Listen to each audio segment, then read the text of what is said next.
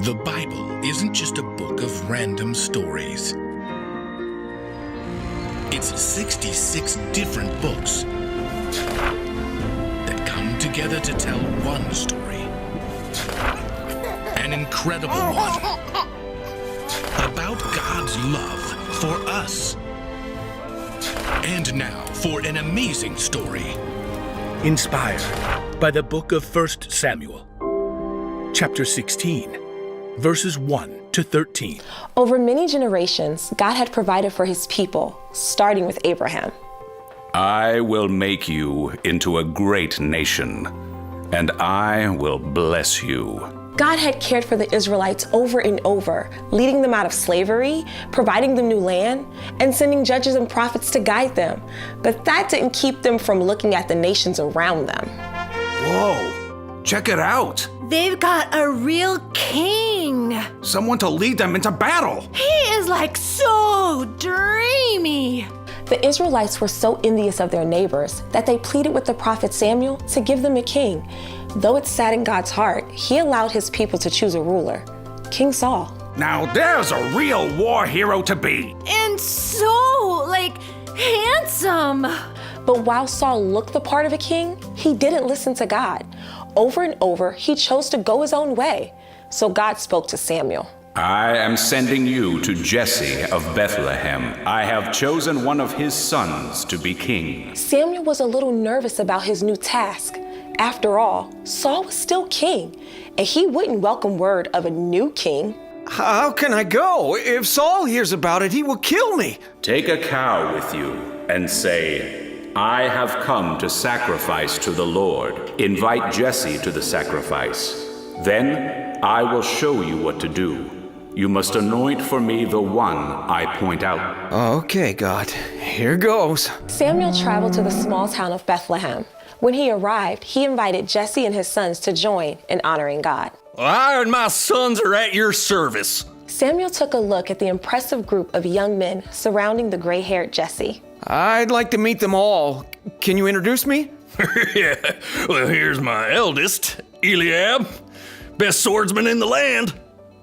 Eliab casually adjusted his sword belt as he came forward. That's just a little blade I crafted myself. It glows blue if Amalekites are nearby. Eliab certainly looked the part of a king. Samuel thought quickly. This has to be the one the Lord wants me to anoint for him. But God spoke directly to Samuel's heart. Do not consider how handsome or tall he is. I have not chosen him. The Lord does not look at the things people look at. People look at the outside of a person, but the Lord looks at what is in the heart. Samuel tried to process this amazing thought as he stared up at Eliab. He found his voice. Fine young man, but let's meet the rest of them. As Eliab stepped aside, a young man with wavy locks sauntered up, flexing his muscles. Benadab. He can wrestle two bears while fending off a wolf at the same time. Ho! In his heart, Samuel asked God. Surely this one could take on anything. Samuel had God's answer. The Lord hasn't chosen him either. My third son, Shammah. Samuel saw only a blur. He blinked and suddenly, a red-haired young man was standing before him. Did you? Oh, I just took a quick sprint over to the Dead Sea and back. Fastest runner in all of Judea. The Lord hasn't chosen this one. 4 more of Jesse's sons stepped forward, each as talented as the last. My fourth, a master chef.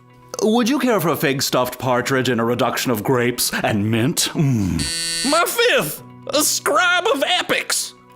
It was a dark and stormy night. My sixth, an accomplished hunter. No gazelle left standing is my motto.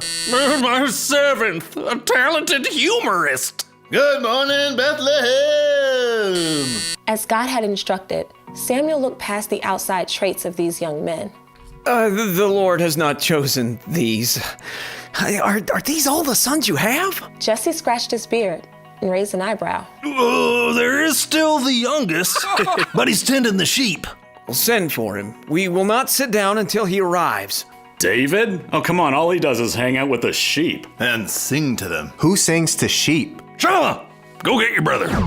When Jesse's youngest son David arrived, Samuel took a good look at the boy. Hello, Mr. Prophet. David was good looking, but he was just a sunburnt kid. His clothing was withered, and he smelled like he hung out with the sheep. Samuel tried to look and smell past the outside.